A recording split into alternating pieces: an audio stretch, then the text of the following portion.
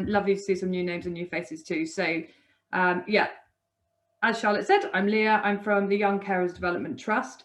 I thought I'd just start to give you a tiny bit of information. I know that's not why you're here to hear about YCDT, but just to give you a little bit of background information so you understand, one, why I have any credentials to be here talking to any of you today, and a little bit about the UK context for why we need to be working within school and further education settings and higher education settings to support young carers to reach their potential. So a little bit of a brief history about the Young Carers Development Trust then.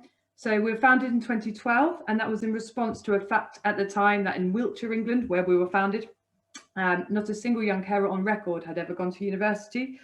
And so the founding trustee, who worked for the Young Carers Service in Wiltshire at the time, thought that that's not on, as I'm sure we'd all agree. And so founded this charity, basically, and it's a young carer mentoring charity, and we still 100% do that. And we matched, it started with one young carer who we matched with a development mentor, a young carer development mentor, who worked with them over a series of years in order to support them to overcome barriers to getting to university, and also to identify their own unique skill set that they've gained through caring to help improve confidence and self-belief that they could get to university. As you may be aware or kind of imagine, that young carers in their own right often don't get to university due to the barriers they experience as young carers, but in addition often have other characteristics that are usually equated with not reaching university. So that could be, for example, first generation to apply for university, living in certain postcodes, and other widening participation criteria from low-income families, etc. YCDT has grown year on year, and we support more and more young carers through our one-to-one mentoring program every year, and also via other, I'm just keeping an eye on chat as well, via other streams of support, which I'll talk a bit more about in a moment. Okay, so the context in the UK. So I actually pulled this slide from a presentation I delivered at an international conference just last week, the International Young Carers Conference. However, I thought it was actually really relevant because you may or may not be aware of the legislation around young carer support. And even if you are, I think the take up of the legislation shows why there is a need for us all to work together to support young carers to reach their potential, be that as professionals in school or education settings, or professionals outside of that, such as myself and others in young carer agencies and organisations working with young carers. So in 2014, both the Care Act and the Children and Families Act made it a statutory requirement for all young carers to have an assessment and all young adult carers to have a transition assessment. Now, across the country, young carers assessments are happening in various settings, in a variety of settings. That could be a young carer agency that has received money from the local authority to deliver those assessments, or it could be in-house within the local authority. Now, what we're seeing fewer and fewer of, well, not fewer because there weren't any in the first place, but what we're not seeing a great uptake of are the young adult carer transition assessments. And why that's important is, one, it's a statutory obligation, but it's not happening, or that where it's happening is very patchy across the country. And that's because local authorities aren't quite catching up with the legislation to deliver them. And why that's important to us in this room today is that the transitions assessment specifically looks at a young adult carer's aspirations and futures, and tries to help them see how caring can or cannot fit in with that, and support them to replace caring where that is necessary, or balance it where they need extra support to balance that. So there's some stats there for you that actually only 13% of young adult carers in the country, this is Children's Society research, reported they had received a transitions assessment. So that's where we are, and that's the gap that YCDT are plugging, and you will be plugging knowingly or unknowingly in your settings, and there's the need. Okay, as an organisation, YCDT, these are the things we've been doing. So just our one-to-one mentoring programme is 4-year. We pick a young carer up when they start year 11, support them with extra tuition, emotional support, and an educational mentor, right up to the end of their first year of university or equivalent. Now, because it's quite labour and cost intensive, what we've started to do is do wider aspirational work so we can support more young carers and young adult carers across the country. And actually the pandemic, I don't know, kind of crassly really, has supported us to do that now that everybody is accessing online platforms such as Zoom, etc. So in 2020, we held our first Aspirations Conference. It was actually initially meant to be online, face-to-face, but moved online. But we've also held a few series of webinars, which were information, advice and guidance in the first instance in response to the pandemic. But we soon realised the importance of embedding skills and aspiration work within that. So young carers and young adult carers could think of the future whilst finding it incredibly difficult to think beyond the present, understandably. So that's the kind of work we've been doing to kind of widen our reach and to help more young carers and young adult carers to have greater aspirations or raise their aspirations or to keep thinking about their own futures in a time where that was quite tricky to even think beyond tomorrow. Okay, so there's a bit of information about the mentoring program. You don't necessarily need to know that in detail because I appreciate you're here to learn about how to support young carers in schools or education settings to reach their potential. However, there are some themes in there which I think are transferable, and that's why I kept this slide in there. So our mentoring program is attachment informed. So I don't pretend to be a professor of attachment theory or anything like that, but what we do know that works is consistent one-to-one interaction with someone who they feel is always there for them and is holding them in mind really works. So I appreciate a 4-year mentor might not be possible in a school or education setting, but a designated member of staff, whatever is appropriate to your setting, that they know by name and that they trust and feel comfortable with, and who holds them in mind and tells them, I was thinking about you yesterday, or whatever that might be. We know that works.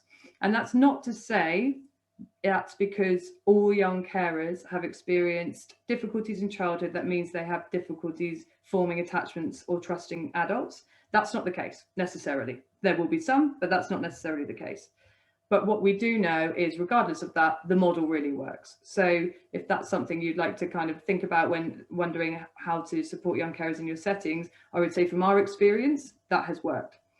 The other thing is to be strengths-based, and I'll touch on this again a bit more later. And what that is we as support workers or pastoral workers, and I certainly was guilty with it, and I'm getting better. I still am guilty of it, I'm sure often. It's being strengths-based rather than deficit-based. So rather than being like, let's the problem, we'll fix the problem, what's the problem, thinking, okay, what are you excellent at? What do you excel at? What's going right for you right now?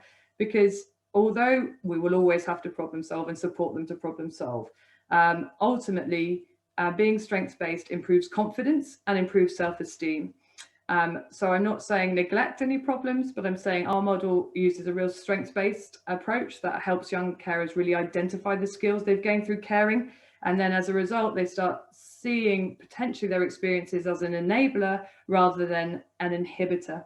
But that's not to belittle the barriers they face as young carers either. So that's why that slide's on there, just to kind of give you those ideas. And that bottom arrow in orange is working with families on day one about replacement care, which might not necessarily be the remit per se of an education setting, although it certainly can come into it, but normalizing the future of the young carer, that it belongs to them, and that they may leave home and they may go to university and they may go and find a job in another town, city or location in the country. Normalizing that from a young age is very helpful in aspirations work with young carers and young adult carers, because there is an assumption that that won't happen due to their caring roles. Not always, but often. And there's just some data on how we know that model works, rather than me telling people to try and embed that in their practice. So we know it works because these are our results. So you'll see there that grades have gone up. Many of the young carers we've worked with have gone into higher education. Oh God, there's a typo there.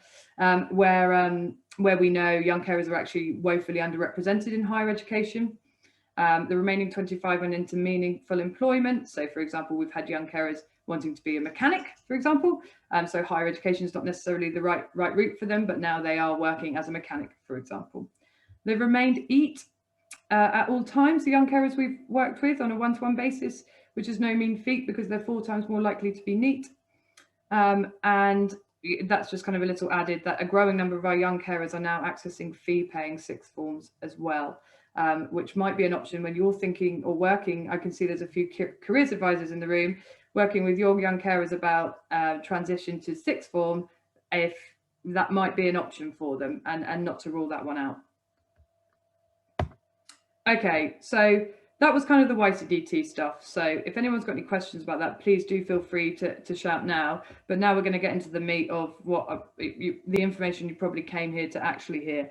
I just thought it might be useful to give a little bit of context about what we do and things we've seen that have worked prior to that. So I'll just check chat to see if there are any questions on that before we move on. No, feel free to unmute yourself if anybody does as well. You don't have to in chat. Cool, I shall move on. Okay, so why should we be supporting young carers and young adult carers in schools? I realise I use young carers and young adult carers all the time. So just in case anyone was wondering, a young carer is under the age of 18. A young adult carer, kind of in legislation really, although they don't necessarily say it in legislation, but what they say as a young adult carer is a 16 to 25-year-old. Now, to be honest, I like to think of it from 14 because that's when I feel that all those transitions and those decisions that affect the rest of their lives are being made, such as GCSE subjects, etc. So I like to think of young adult carers as 14 to 25 personally, but I will use them interchangeably throughout this presentation. So you can see why we need to help them there. There's the statistics. Okay, so there's around, the BBC research showed there are 2 young carers in every class. And I don't know your experience, people in the room, with maybe places you've worked or with people you work with, or maybe you've heard this in other settings, but that I've certainly worked with schools where they've said there are no young carers here. We don't have any young carers here. And the problem is young carers are very hidden quite often. And so what I'll go on to later is how you can identify them and then support them. So obviously the first trick is to identify and then support. I really don't believe there's a single school in this country without a young carer. I really don't believe that. So if someone in your setting is telling you there aren't any young carers there, don't believe them, because there will be somewhere. 39% of young carers said that nobody was aware of their caring role. I mean, that obviously just backs up the point we just made that there probably are young carers in your school or in schools where they say there are no young carers.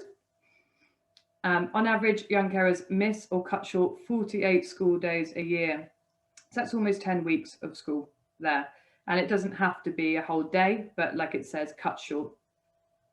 27% of young carers aged 11 to 15 miss school or experience educational difficulties. And I would say that's probably higher, but the research is academic and it's only from the ones they could identify, obviously. And then you can see that goes up to 40% where the children care for a relative with substance misuse problems. Children have a significantly lower educational attainment, so the difference between 9 Cs and 9 Ds, and that's obviously all averages.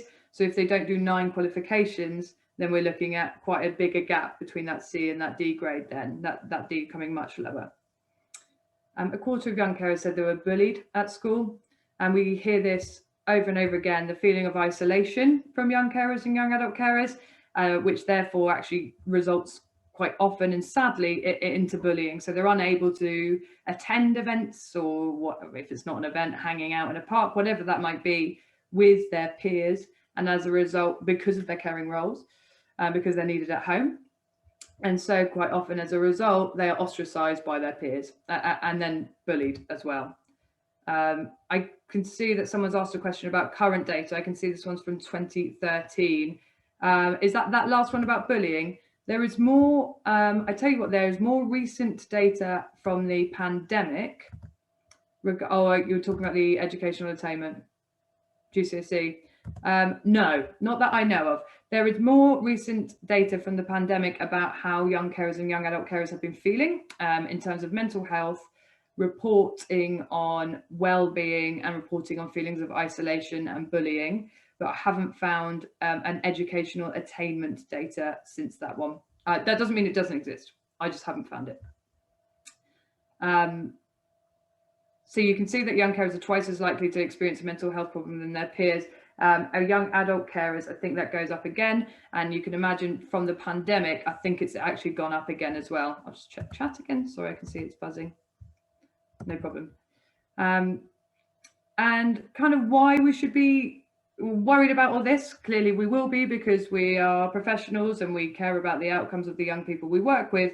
But, you know, there's also in keeping children safe in education, the 2020, all school and college staff should be particularly alert to the potential need for early help for a child who is, and then there's a list, and on that list, young carer is on that list. Okay. So that's why we should be identifying and supporting young carers in our settings. Okay, so I just kind of wanted to get a feel in the room that on a scale of 1 to 5, how good would you say your setting is at identifying young carers? And obviously it's like, how long's a piece of string, isn't it? Because if they're hidden young carers, how do I know how good we are at identifying? But I just wanted to get this scale now. If you pop it in chat, or you can hold it in your head, I really don't mind, because after we go through the how to identify cards, I'm wondering how you'll feel afterwards. So 1 being not good, 5 being excellent. Again, feel free to pop it in chat, or feel free to hold it in your head. Really don't mind. I can see there's a lot of 3s coming up. That's great. So we're talking kind of, and there's a 2 there, another 2. So we're talking kind of not the worst, but no one's saying we're absolutely excellent yet. No, great. So on average, we're looking at between us 2.5.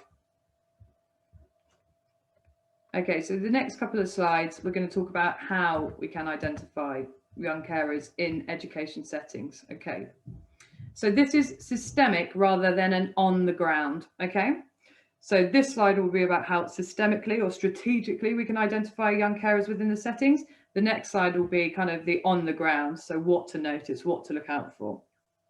So that first thing is a whole school, college or / college culture. So a young carer friendly school. So this is kind of about posters on the wall. This could be signing up to the Young Carers in Schools program. I'll share these slides out with everybody afterwards as well. Obviously feel free to take notes, but I'm more than happy to share these slides afterwards. And I'll talk a bit more about the Young Carers in Schools program at the end. That's a Children's Society and Carers Trust combination program that you may or may not already be part of or aware of. So yeah, this whole culture then, and that's just being really outward with your acknowledgement that young carers exist, and should they seek support, you will support them. So the culture, embedding it into culture. So more than a tick box. So should it be on your tick box of your application form? I'm not sure, you guys might know better than me, but I worked with a further education place not too long ago, only a couple of years ago, and it was not an obligation for it to be on their form at that point. And now they have it on because we worked on a policy, but I'm not sure you guys will know whether or not it's an actual obligation for your settings to have care responsibilities on your application form or not. But if it's not, please do. Please have it on your tick box, and please use language that is family friendly if it's an adult filling in a form, or a young person friendly if it's a young person filling in a form, that allows them to self-identify. And I'd be happy to have a conversation with anyone if they wondered about what that was. So you could use young carer, but it might be, if they've never been identified before, that term actually doesn't mean anything to them. So do you look after someone? Is there someone in your home who couldn't cope without your support? That's usually something that comes up. If you ask about disabilities in the home as well, or any other problems in the home, then it can be triggered there. So it is more than just a tick box. That's kind of what I want to say. Make it easy for people to self-identify on application forms that there is either a young carer in the home, or that they are a young carer or young adult carer. Transition. So use the year 6 to 7 or year 11 to transition mechanisms to learn all you can about your young carer or young adult carer, and promote what you do to your feeder schools. So I appreciate this is much easier 6 to 7. I know there's pretty robust transition systems. and feeder school relationships between, year 6 to 7, that is right. I thought I got the numbers wrong then. And I know it's harder from year 11 to 12 because there's a multiple of settings, colleges, they don't just necessarily go to a sixth form in their school, they go to a sixth form on the other side of town, or they might go to a FE, or they might even go to an apprenticeship. So I appreciate that is trickier. But what I would do in order to try and strengthen that would be to talk to your feeder schools and try and come up with processes with your feeder schools. You know, schools actually have an obligation to NEAT track, so not an education, employment and training track. So they should have an idea of the destinations of their young carers. And so I know that can always change on August the 31st, but they should have an idea of the destinations. So start having those conversations with your kind of normal feeder schools or your mass feeder schools. Liaise with other services. So where they are registered young carers, partner with the young carer organisations using a multi-agency approach. So in all areas, there will be someone responsible for young carer assessments. Now, I said at the beginning, young adult care assessments, patchy, but young carer assessments, and anyone under the age of 18 classes as a young carer, will be happening. And that could be a young carer organisation, or it could be the local authority, depending on your area. So partner with them. For example, I'll just pluck Swindon. I know that's a study hire area. Pluck them out of my head, just as an example. They have Swindon Carer Centre, and part of that is a young carers team. And they actually have a young adult carers team as well. So partner with them and get friendly with them. And they can help you work on support plans for your young carers and identify them.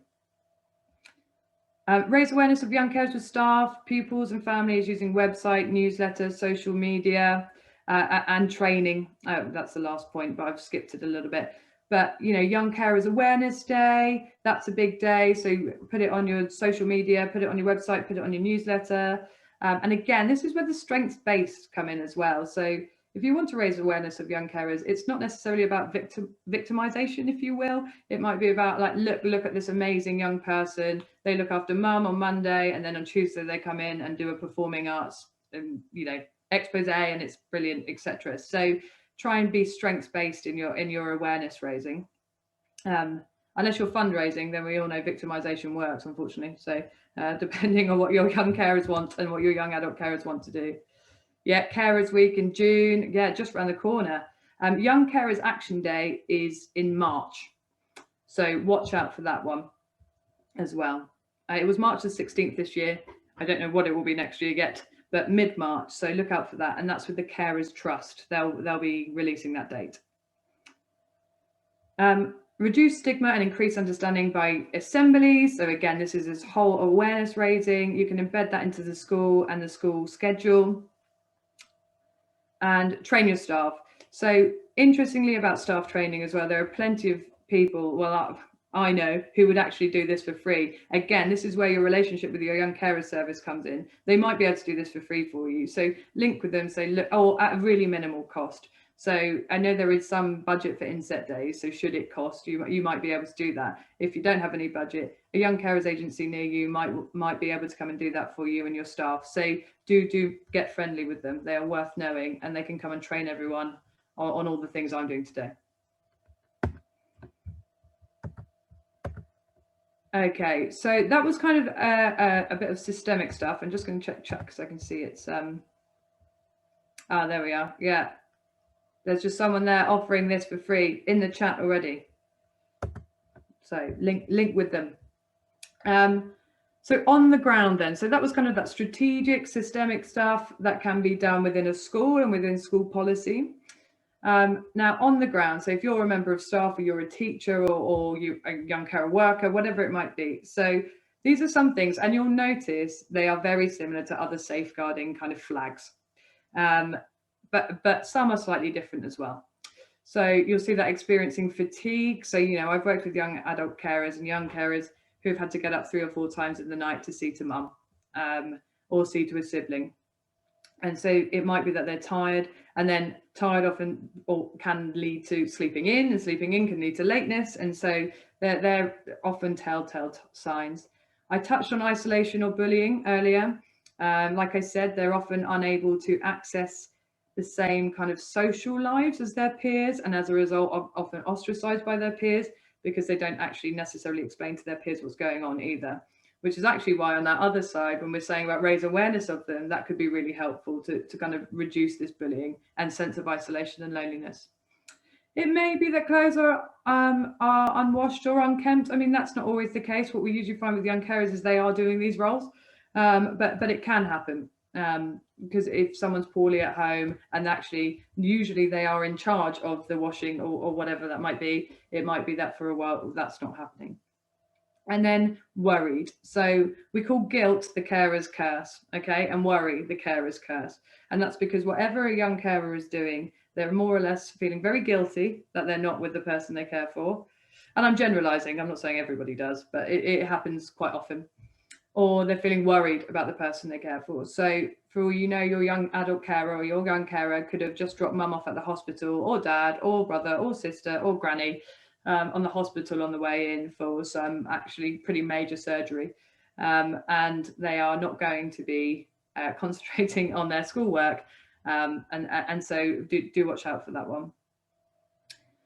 Experiencing physical or mental health problems. So physical problems can actually be because they are lifting and moving and supporting the actual mobility of someone in their home. Or actually, we also see the manifestation of mental health problems coming out in physical pain frequently. And what I've certainly noticed, okay, it's anecdotal, but in my work with young adult carers, that more and more are experiencing things like chronic fatigue, fibromyalgia, those health conditions that aren't necessarily being experienced by the person they care for, but because, and the theory goes, that they are manifesting their worry, and it's manifesting in physical pain, according to their kind of physicians. So that's one to look out for, and mental health problems as well. And they're twice as likely than their peers to experience depression or anxiety. So, I mean, this one's an obvious one, but how to identify young carers and young adult carers on the ground. I mean, maybe their parent or carer appears to require care. So maybe they've come to a open day. Clearly that's not happened really in the last year that you would have been able to notice so much, but even potentially over Zoom. They could have disability, long-term illness, mental health problems, substance misuse. Now, clearly we have to be careful here. We can't just go in and say, you look like you require care. We have to tread gently here, because it may be that they don't require care at all, but it might be that a conversation with the child or the young adult to kind of explore this a little bit to see if they are a young carer. Because like I said, so many young carers don't even know the term young carer or recognise they are one. So exploring that conversation with them. So think sibling. So I know I've said this before as well, young carers don't always care for a parent or carer. So it's increasingly frequently a younger sibling, and that could again be with a physical disability, but often with a learning difficulty or learning disability. And it could be that their parents' attention might go so much on that other child with the additional needs that the young carer doesn't get a lot of attention from their parents, as well as a caring role. So it's kind of double-edged, that one. Just explore with the child tasks undertaken at home. Yeah, so low-income families are more likely to experience a need for a family caring role. So when you are thinking, could this person be a young carer? Look at free school meals, pupil premium. I'm not saying it definitely will be, but it could be. And that's just the sad truth that areas of deprivation often experience lower health in general. And give young carers every opportunity to identify and tell their story, including school wellbeing surveys throughout the year. And any other surveys you might, even if it seems like it's out of place in a survey, add it. Why not? Because it's just good. You can become a young carer at any time. So although it might be on the application form, something could happen tomorrow, which means that mum could be in a car crash tomorrow or a life-changing event and receive life-changing injuries or similar. Anything can happen really, which means someone could become a young carer overnight. So it's worth remembering that when you give young carers or young adult carers chance to identify themselves. Leah, I think Chris. We do have time. Your hand. Oh, no, is there a hand? Yeah, we've got a hand. Yeah. Brilliant. Go for it. Sorry, I just wanted to say, just on this list as well, probably something that at first doesn't appear, you know, like obsession with a mobile phone, because they're constantly checking to see whether mum's all right, or so it might look like they're on social media, but they're not. They're waiting to see if mum's messaged or whoever or whatever. So that's a big one that needs to be explored, I think, because it can be assumed all they want to do is be on their phone, when in actual fact they're just worried about the person that they're not with at that time. Yeah, 100%. And actually, when we get into the support slides, I talk about the mobile phone and actually, you know, that flexibility around the mobile phone, because each setting have their own rules. But yeah, 100%. Yeah, thank you so much for bringing that up. You're right, it should be on this slide. So thank you. So I'm just wondering, after that, after you've seen all that, kind of, if you can gauge yourself against those ways of identifying, and including Christy's way as well, of someone on a mobile phone, I wonder how you would rate yourself now. Maybe it would be the same. Maybe you think, oh, well, actually, we're doing a lot of that. That's good. Or maybe it would be lower because you think, oh, God, I didn't realize we could be doing all that. Or maybe it'd be higher because you think, oh, we're doing loads of that. So again, you don't need to share this, but just kind of as a thinking exercise, kind of rate yourself now you've heard that, and think, okay, I thought we were doing this well, but maybe we're doing this well. And actually, maybe you've also been pleasantly surprised. Again, that is not a comprehensive list of things you can do. And it's difficult because all settings are different. But it is a list to be starting with anyway. I don't know, before we move on to kind of support, if anyone had any comments about identification or questions. Oh, I stopped share. There we go. I'll do it again in a minute. Any questions or any comments about that before we move on to how to support? Yeah, there was one question. Yeah. Let me just go back through the chat, which was, I think it was surrounding your Y slide. And the question was, do we have current data? I see this one is from 2013. Yeah, so I briefly answered that, but I will answer that again. Yeah, as far as I'm aware, no, but I am certainly not the fountain of all knowledge. But I do try and keep on top of the academic papers. But what I can do is have another dig around after this. And if I find anything when I share the slides, I will also update that. Let me do a little note to self. But as far as I'm aware, no, but I will have a little dig around. Sorry if I missed that. My internet went down at the time and I missed you all, so I was just picking it back Oh, no up. problem. No problem at all. No problem at all. I'm just writing that note to myself so I don't forget to do that after this. Yeah, we can share that information with the participants as well, so that would be great. Thank you. I don't think we've got any more questions at the moment, unless anyone Cool. raise their hand. Just a time check. We've got till 4:45. Is that right, Charlotte? Yeah. Cool. Thank you. Good. Okay. Okay. So it's kind of a similar. Well, it's exactly the same question with a slightly different word.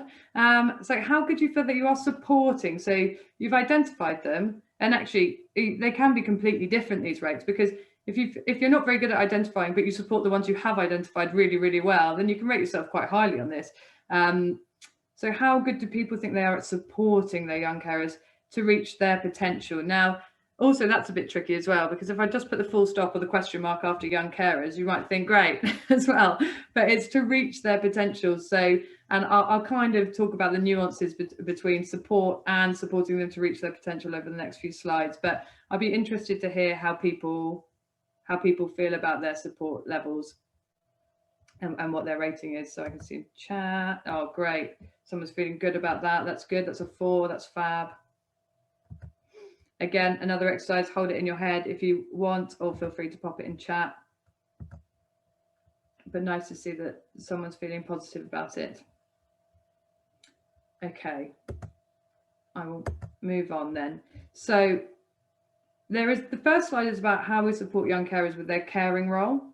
And the next is kind of to reach their potential. Now, it's really difficult because it's actually quite blurred, and one will lead into the other and backwards and forwards.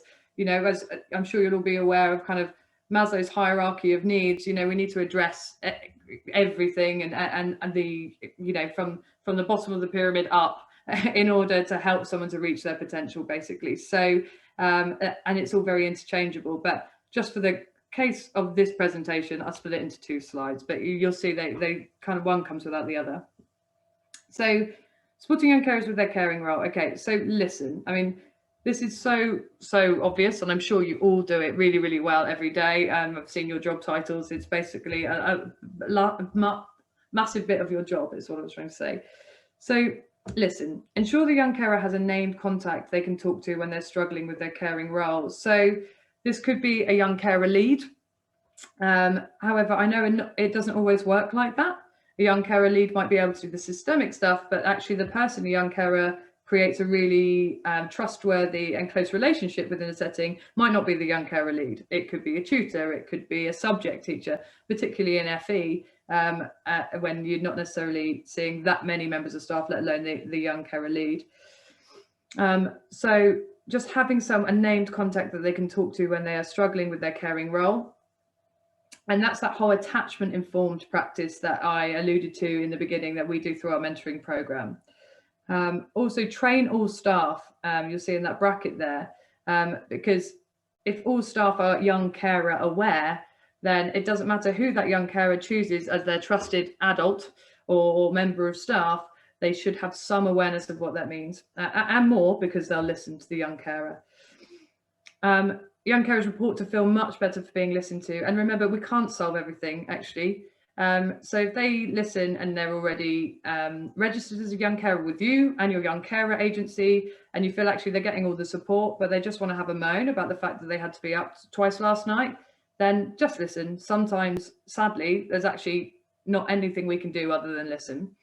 Of course, there will be times where you feel that this is a safeguarding issue or whatever that might be, and you'll have your own processes for that. But sometimes it is just about listening. And our young carers, not even anecdotally, but through surveys, say that one of the most important thing about the mentor they're matched with is that they've just got someone to listen to, who will listen to them.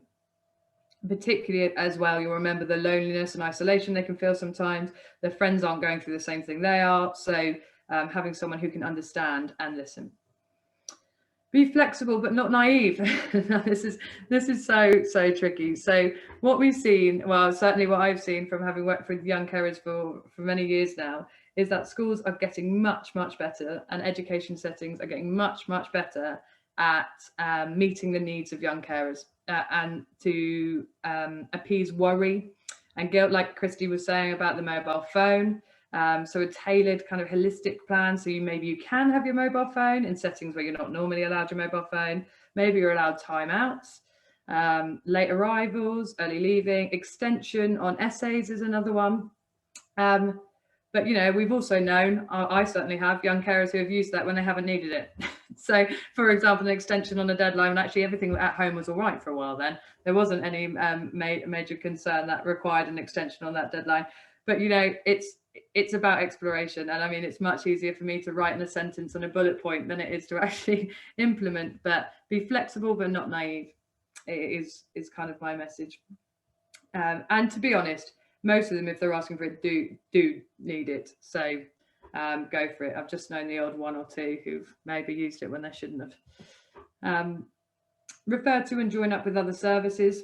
Again, I said that in the previous slides as well. Really link with your local young carers agency, but also mental health, young carers mental health organisations near you, and youth services. So I'm actually based in Bristol. If I'm working with a young carer, I mean, obviously there can be a case of too many cooks as well, but if I'm working with a young carer quite closely, I might bring in the young carer agency for a bit of the caring support on the caring side. I might bring in Off the Record, for example. We have that in Bristol. It's a young person's mental health charity. Should they need some wellbeing support, and I might contact the local youth service for some activities that they can access that are creative, for example, because they're a creative person and enjoy that kind of stuff. All the while, I am the consistent and the one that the support that underpins it, but they might pop out to access this, pop out to access this, pop out to access this. So again, that's that attachment issue as well. So I'm just going to see there's something in chat here. I'm just going to read this out if that's okay. It is to everyone, so I can. Our lunch is 35 minutes, as they also have an earlier 30-minute break. Do you have any suggestions you could share as good ideas for activities that could squeeze into that time? Particularly tricky currently due to year group bubbles, though. It's 35 minutes, and they also have an earlier 30-minute break. Okay, interesting. I've got a list of activities. Can I share that with you, Charlotte, as well, so you can share that out? Yeah, absolutely. Yeah. Oh, thanks. One thing to remember, I would say with that is, if you can, make them strengths based. And I know I've been really hammering home this point. So maybe a really lovely activity, and it doesn't take very long, is to think about what skills have you gained through caring. And then you see an increased, cohesion amongst the group if you've got a young carers group. And you've also see an increased self-confidence and self-belief as well. So whatever you're doing, I'd try, not everything's going to be strengths-based. If you're doing arts and crafts, it won't necessarily be strengths-based, but do try and embed strengths-based practice into your young carer activities, if you can. I can see that there was a hand up, but it was an error. That one's okay. And other activities, again, arts and crafts are quite nice, actually, something they can do with their hands, and maybe you do this already, but with their hands, so that talking isn't so intense. So you can do conversation starters while they actually do something else that's a little bit kind of, I was about to say mindless, but maybe mindful. And that means then you can start having conversations and sharing experiences in a really kind of non-threatening and non-intense environment. You might not be able to, I mean, doing this in school is very difficult, but you will see recently a lot of walking and talking, and the pandemic's really supported these activities. That's because it's also the same in the car, which we haven't done for ages, but you'll notice if you're traveling with a young person in a car or you're walking with them, it's just so much less threatening because you're not sat down looking at them in the eyes, asking lots and lots of questions. And so having that activity to do whilst maybe exploring some young carer strengths, as well as young carer barriers, let's be realistic, and they might want to talk about something they found tough that week. It is a good way to go with your activities. And I think you could probably fit that in 30 minutes, 35 minutes, because it's not a whole hour session or on whatever it might be. But I think I've got a list of something somewhere, so I'll make sure I get that to you too. Refer to, I've done that bit. Create a young carers group. So yeah, that's exactly what you were touching on there, is a young carers group. And again, yeah, I've said so. Yes, sorry, that makes the question makes complete sense now, because I've just got down to the bullet point you had beaten me to. I mean, survey your young carers, ask them their needs, but from, again, anecdotal experience, that after school doesn't work. So lunchtime really is the way to go. However, it might be that the young carers in your setting actually don't have a problem with after school. So. And celebrate young carers action days. So things we've done in the past here then are to have little pop-ups, like a little stall. And once you've done this kind of strengths work with them, then maybe they're not so stigmatized by the fact they're a young carer, right? Maybe they're feeling really proud of being a young carer, and maybe they're totally up for having a stall, as long as it's in a group and they're not there on their own or whatever, on Young Carers Action Day. Or maybe they're totally up for doing an assembly on Young Carers Action Day. And of course, that will be very different for young people. There'll be young people, however proud they are of being a young carer, they do not want to stand up in front of other people at an assembly. And I get that. But really, even if you don't involve your young carers, or the majority of your young carers on this day, still celebrate it in a big way, because what you're saying to them is, you guys are great. Because Young Carers Action Day is about celebrating young carers. And they will feel good just from the fact that their school, where they feel that they belong, understands them and respects them.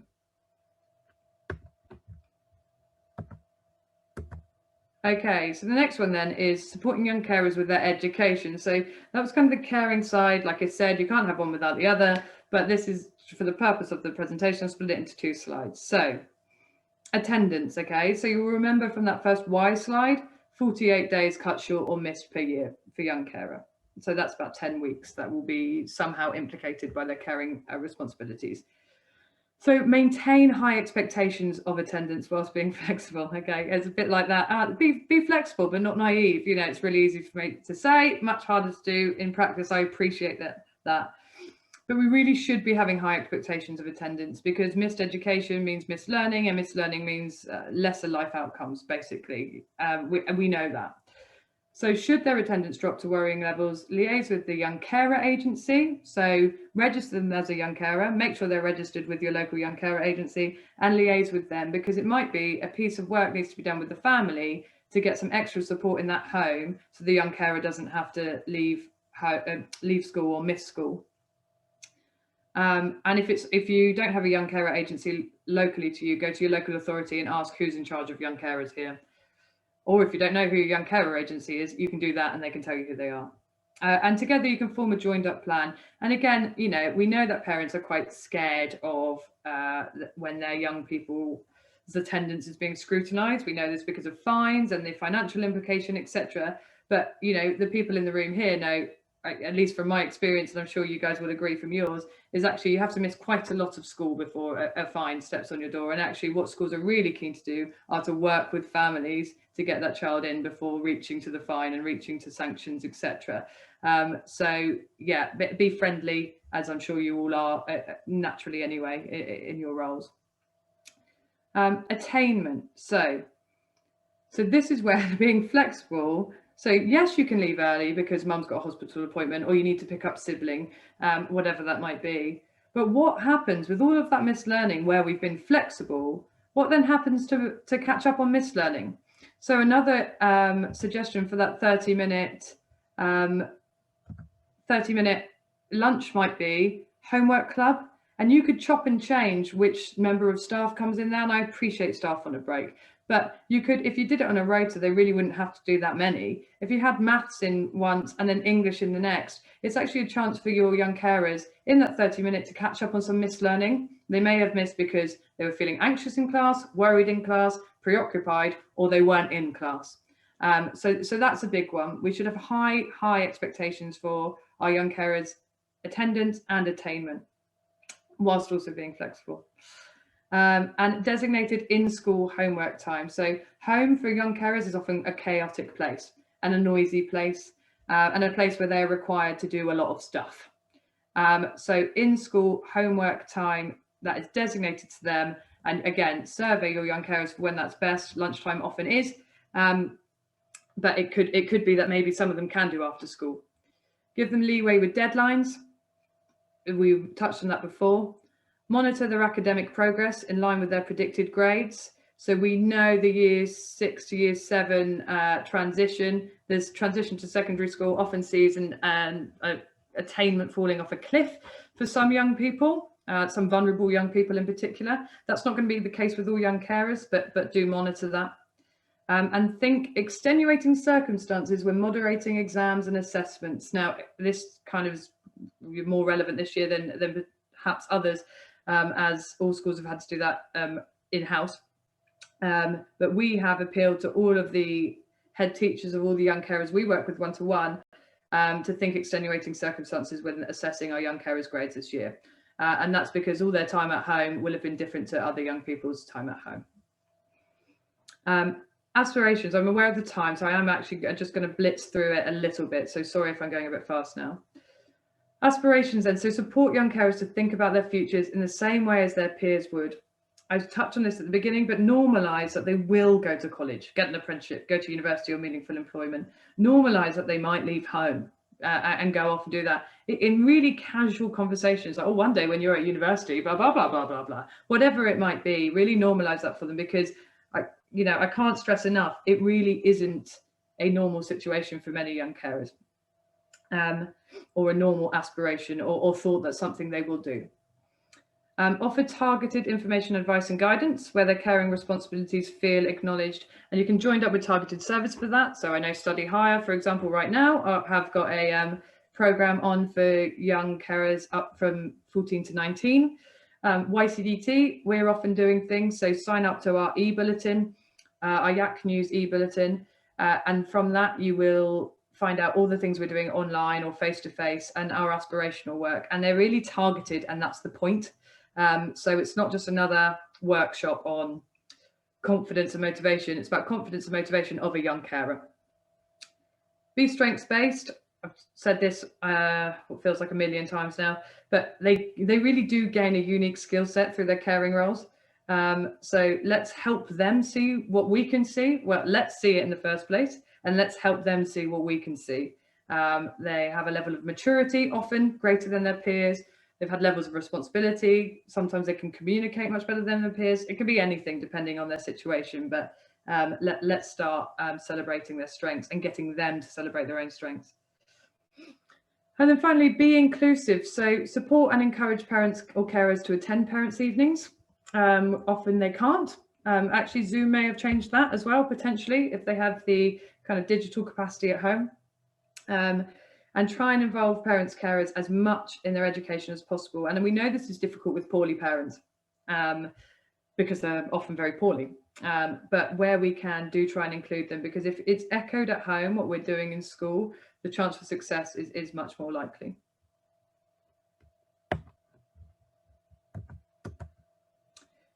So again, just another reflection then, you've heard all that, and maybe just a thought exercise for you guys of, okay, so I've seen all that, now how good am I actually, or how good, not you can't, no man is an island, but how good are we in our setting at supporting young carers to reach their potential?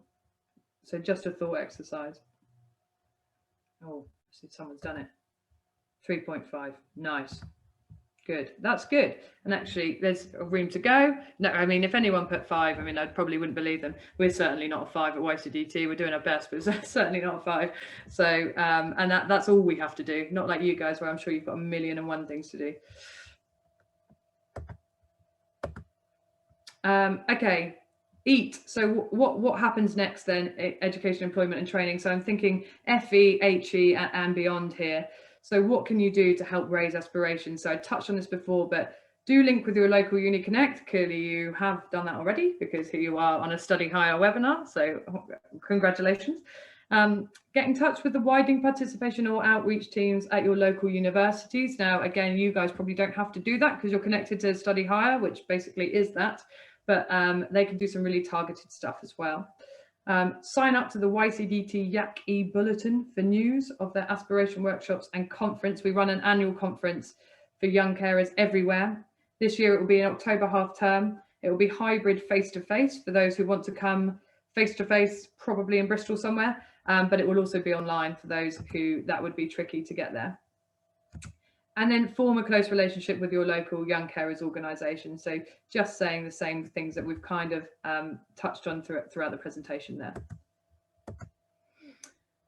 So then what next then? So just some kind of really immediate steps. I will obviously send you these slides so you have them to refer back to. But if you don't have a young carer lead, designate them and give them time. Yeah, and maybe that's you. Maybe you are the young carer lead already, or if you're an informal young carer lead, appeal to be a formal young carer lead and ask for a bit of time to focus on this. Get in touch with the local or national young carers organisation if you're not already, or both. Create a young carer, young adult carer policy, so that basically embeds all the things we've just spoken about in this presentation. And there are some 2 really handy documents as well. Supporting young carers in school, the Carers Trust document, and this is a hyperlink. So when I send out this slide, you'll be able to click on that and get that. And you can sign up to the Young Carers in Schools programme as well, which is an excellent programme and talks about a lot of the stuff and a toolkit for embedding a lot of the stuff we've spoken about in this presentation as well. I've heard on the grapevine as well that they are soon creating a programme for colleges. So if you're in FE, you're soon to have a Young Carers in Colleges programme to access. So do keep an eye on that as well. I believe that's it. And timing wise, that's okay. Good. So there's just time for questions. There was a video at the end, but that's too long for what we've got left. But you'll be able to watch it when I send out the slides anyway, because it's embedded in the slides. So if anyone has any questions about anything in the last couple of minutes. Brilliant, thank you, Leah. I'll just wait for questions. Please do feel free to type them into the chat. I did just want to remind people, I know you did briefly mention, Leah, but we do have a project on at the moment for young carers at Study Higher. So that's open to students year 9 to 13 in our region. So that's Oxfordshire, Berkshire, Buckinghamshire and Swindon. And the next session is tomorrow. So I know it's very late notice, but that's going to be all about what sort of rights young carers have and what sort of support is available to them. And then the next session will be on the 25th of May, and that's about their options post 16. So I'm just going to quickly copy that link into the chat if you wanted to have a look. And yeah, thank you very much, Leah. That was really, really interesting. Certainly learned a lot myself, so thank you. I'll wait for some questions to come up. And we've also posted a link to the Padlet that I mentioned earlier, as well as our evaluation form. So we would really appreciate if you could fill that in. you. Can I just make a comment actually? So anyone, I know you said earlier that, you know, like that you don't doubt that any schools at all have got any young carers. So this week, I think our team did like an assembly in school, and they said we don't have any young carers. And by the end of it, 43 young people had come forward as a young carer.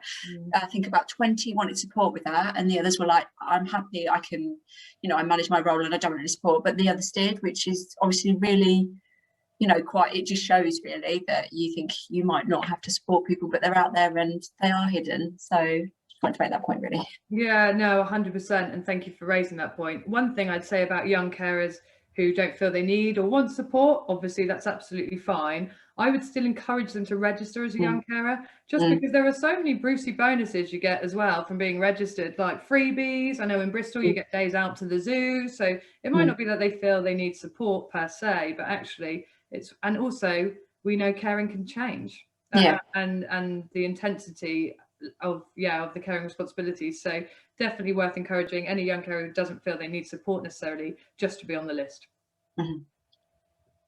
But thank you for that. Yeah, exactly. It just goes to show.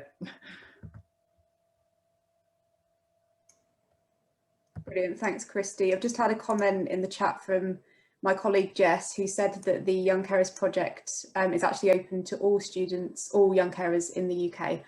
So for those joining from Aspire Higher regions, then please do have a look into that as well. Just got a question from Barbara, who asks if it's possible to get a recording of all of the previous sessions. The answer is they're all on our website. So either the Aspire Higher or Study Higher website, you can find all of the previous recordings. Okay. Got a nice comment here saying, thanks, Leah, very useful. Good. I'm glad I could be of some use. Any final questions from anybody? I'll stop sharing.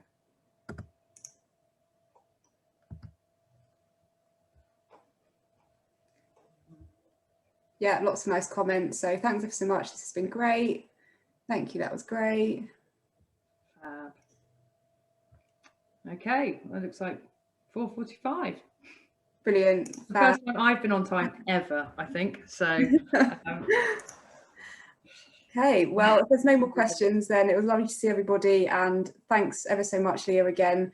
It was a very, very detailed and very interesting session. So as I said, the recording will be available on the Study Higher and Aspire Higher websites. Should be available by next week. Okay. Well, thank you all so much for your time today, guys, and have a lovely rest of your week.